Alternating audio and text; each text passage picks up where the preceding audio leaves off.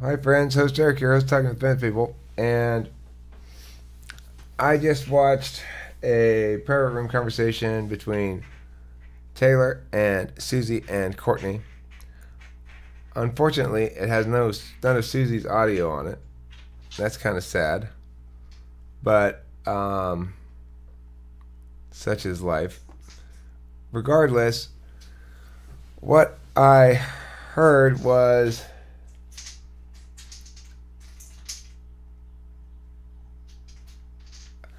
I I feel bad for Courtney.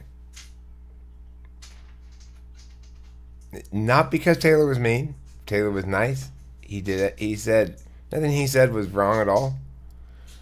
I didn't get to hear Susie's what she said, but the basic reason why I feel bad for Courtney is because Courtney really wants to be here to the extent that we don't want to be autocratic. She's got a pretty good case in the sense that I bungled all kinds of shit, you know. So in terms of like, I've given her all sorts of different conflicting messages about stuff. Taylor, of course, is right about everything. There's no reason why we can't be autocratic. But my basic message to Courtney and to everybody involved is, Courtney, obviously, like I said to you, I'm not going to police anybody on your behalf. Okay? I want to stress that very clearly. I'm not going to police anybody on your behalf. And if Taylor boots you from the room, then you're booted and there's nothing else to be said about it. Because he decided to boot you.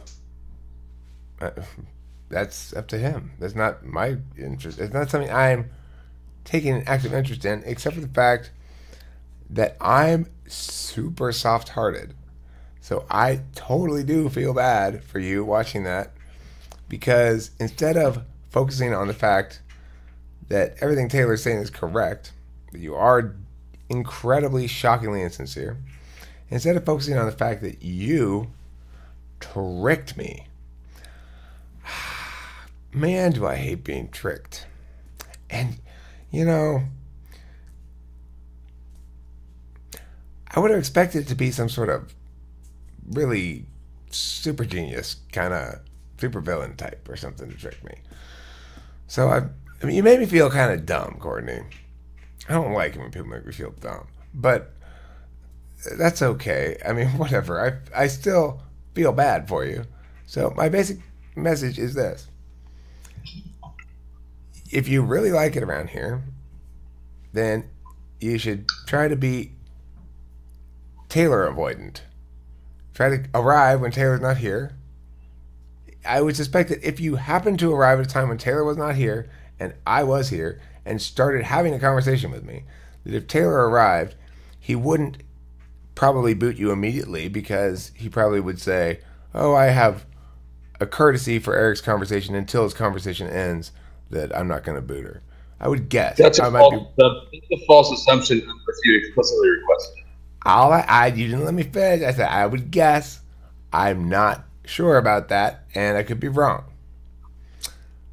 So, however, I can tell you this: that if you're here and talking to people, and Taylor's completely unaware of that fact, and Susie's unaware of that fact, and Susie probably tell Taylor, then you could.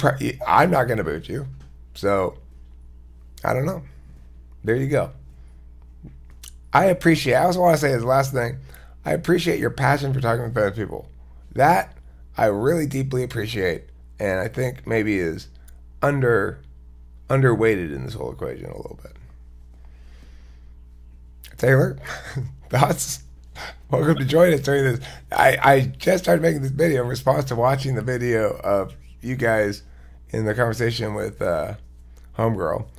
So, what do Yeah, you think of my response there? it sounded good. I mean, I think that you're being lazy as fuck and disingenuous, and if you went back and rewatched your own videos, you'd get mad again. But I can't blame you for it, and I'm not surprised by it. I am surprised that anyone I'm surprised that everyone's short-term memory. For real. I just watched these videos today. Jesus. Fuck. Which blankie is who? I don't know. But the thing is, Taylor, you're absolutely right that if I went back and watched the videos, I would be mad again, and then I'd be like, yeah, fuck that bitch.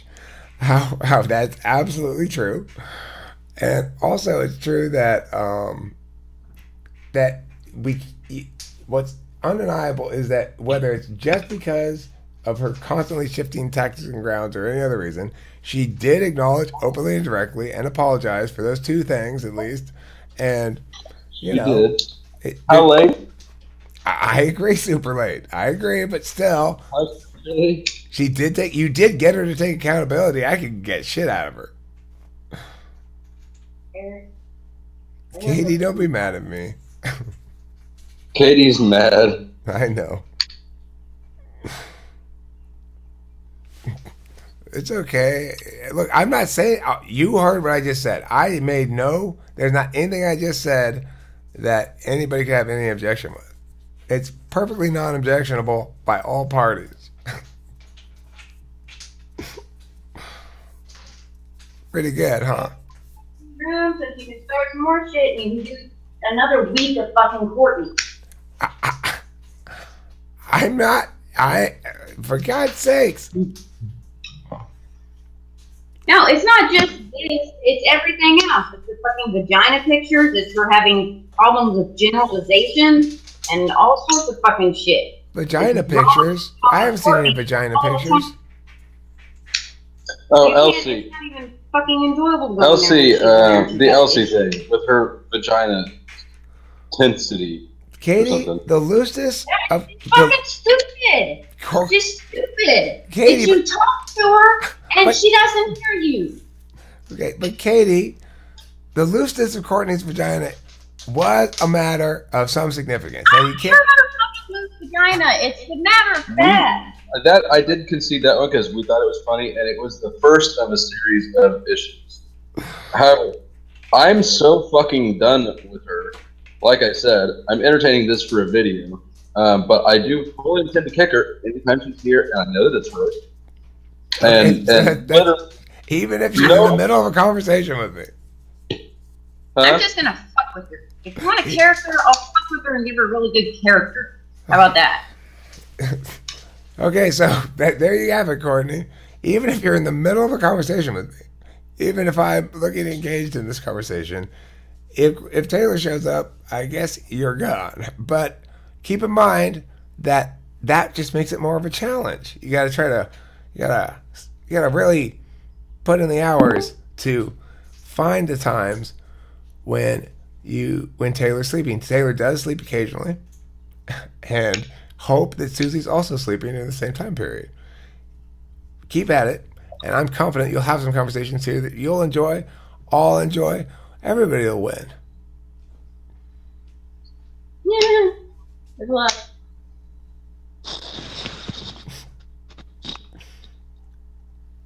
Why is she making a video? Yeah, we're making a I know. video. Why is she typing? And Ooh. Why are you typing, Janelle? What's wrong with you? Voice box broke? I'm talking. I'm not typing. no, I was talking. Not she. You chose an inconvenient name. I'm talking about Courtney. Why is Courtney? Since I'm aware of her presence. Oh, is she in here right now? Well, you were talking like she was. No, I don't think she's in here. Oh, I just assumed that one of these blankies, they're both going nuts. Oh, I mean, one of them might be. I haven't even thought about it. But it's not going to Kato. What I'm saying is that Never mind. Okay, but I saw the video of you and Susie talking to Courtney because I couldn't get any of Susie's audio, only yours. Which is enough to get the gist of and Courtney's. They're not even fake. I mean, she's not even faking sincerity at all. She's doing nothing but being combative. I've said from the very first second that this shit went down, I'm done with her. I don't want to have this drama. Mm-hmm. I don't want to be a part of it. You can reference that in your own videos. And now I'm saying I'm fucking done with it. I will kick her unless you I'm not. you have the My conversation. position. My position's clear. But My position's clear. I'm not discussing it with anyone else. It's no longer open for discussion. That's Neptune and Nick, especially you two. Okay, let me ask a question about this. Okay, so what do you think about the fact that the hard line may produce FE harms for you? I do not give a shit.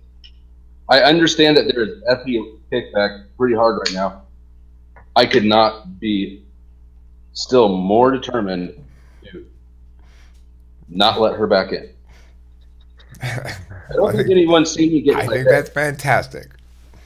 I will burn this motherfucker to the ground unless you ask me not to. Taylor, if you got to burn it to the ground, you got to burn it to the ground.